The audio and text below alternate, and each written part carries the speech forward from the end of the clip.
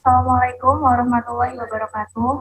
Perkenalkan kami dari kelompok 3. Di sini kami akan melakukan presentasi tentang bioteknologi peternakan.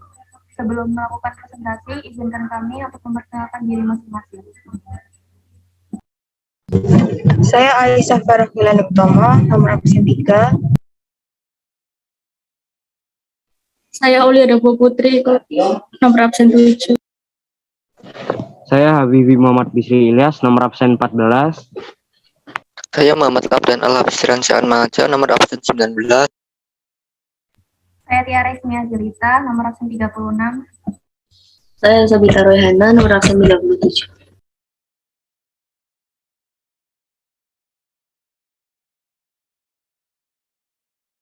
Apa itu bioteknologi? Bio artinya makhluk hidup, sedangkan teknologi adalah suatu cara atau alat untuk memudahkan manusia dalam memecahkan masalah atau membuat produk yang berguna. Jadi, bioteknologi adalah penggunaan organisme atau bagian dari organisme atau agen untuk membuat suatu produk atau jasa sehingga dapat mensejahterakan manusia.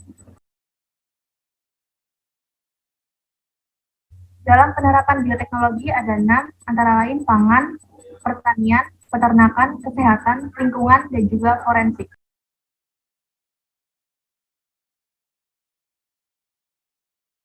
Bioteknologi peternakan memiliki beberapa fungsi, yaitu meningkatkan produksi hewan ternak seperti susu, daging, telur, dan yang lainnya. Lalu menghasilkan individu dengan sifat baru seperti tahan penyakit. Lalu selanjutnya yaitu tidak hanya fokus pada hewannya, tapi bisa pada pakan ternaknya atau vaksin. Berikut merupakan contoh bioteknologi peternakan. Yang pertama yaitu inseminasi buatan atau kawin suntik. Yang dilakukan dengan cara memasukkan sperma yang berasal dari sapi jantan unggul yang telah diproses terlebih dahulu lalu dimasukkan ke dalam kelamin sapi betina dengan alat yang dinamakan insemination gun. Lalu yang selanjutnya yaitu hibridisasi atau kawin silang. Nah, pada gambar yaitu perkawinan antara harimau jantan dengan singa betina atau yang dikasih nama tigon. Lalu yang selanjutnya transfer embrio atau multiple ovulation and embryo transfer atau MOET adalah proses pemindahan embrio hasil dari sel telur yang telah dibuahi oleh sperma yang dicampur ke dalam mesin tertentu dan diproses di dalam laboratorium khusus. Hal ini dilakukan ketika sulit terjadi pembuahan alami akibat masa kesuburan.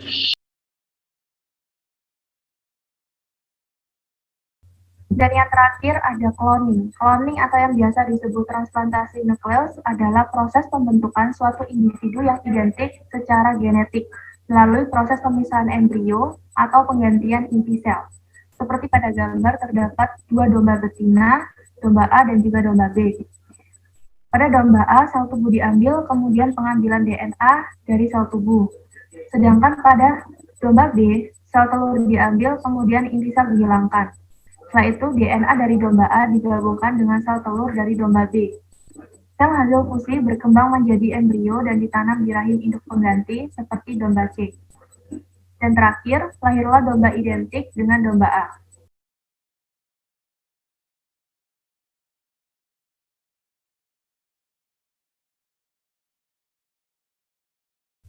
Rekayasa genetika atau DNA rekombinan. Yang pertama, sapi. Yang dimodifikasi meningkatkan produksi susu dari 8,3% sampai 21,8%. Modifikasinya memanfaatkan hormon BST atau bovine somatotropin memicu pertumbuhan dan meningkatkan produksi susu. Caranya yang pertama yaitu biarkan gen yang diinginkan, gen somatotropin sapi diisolasi dari sel sapi. Yang kedua, siapkan vektor atau perantara, plasmid bakteri Escherichia coli, potong bagian yang akan diisip gen somatotropin, enzim retraksi endonuklease. Yang ketiga, DNA rekombinan, yaitu gabungkan gen dan plasmid dengan enzim ligase. Yang keempat, bakteri rekombinan dikembangkan, ditumbuhkan dalam tangka fermentasi. Yang kelima, panen hormon, bovine somatotropin diambil dari bakteri dan dimumikan. Yang kedua ada sapi. Sifat yang dimodifikasi resisten terhadap penyakit mastitis, pembengkakan kelenjar susu yang disebabkan oleh infeksi bakteri Staphylococcus aureus. Modifikasinya berupa menyisipkan gen pengkode enzim lisostapin dari bakteri Staphylococcus simulans yang mampu membunuh bakteri Staphylococcus aureus. Yang ketiga ada sapi Belgian Blue. Sifat yang dimodifikasi yaitu meningkatkan pertumbuhan massa otot atau double muscle dan kualitas daging rendah lemak. Modifikasinya berupa mutasi gen misostatin, persilangan sapi lokal Belgia dan sapi Shorton Inggris. Gen yang telah bermutasi dipertahankan dengan cara silangkan lebih lanjut untuk memperoleh galur murni.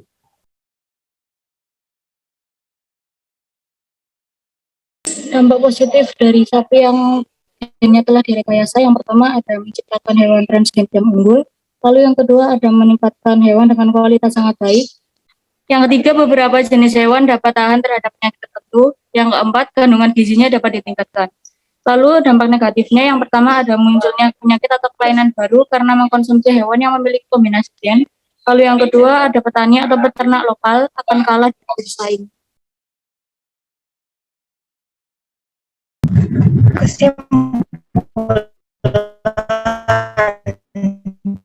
Demikian pada biotechnologi dan lain-lain manusia.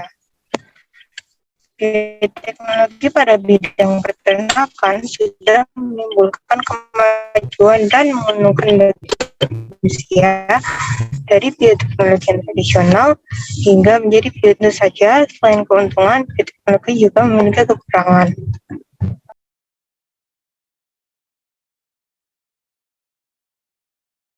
Sekian presentasi dari kami. Semoga bermanfaat untuk kita semua. Mohon maaf bila ada kesalahan dan kekurangan. Akhir kata, wassalamualaikum warahmatullahi wabarakatuh.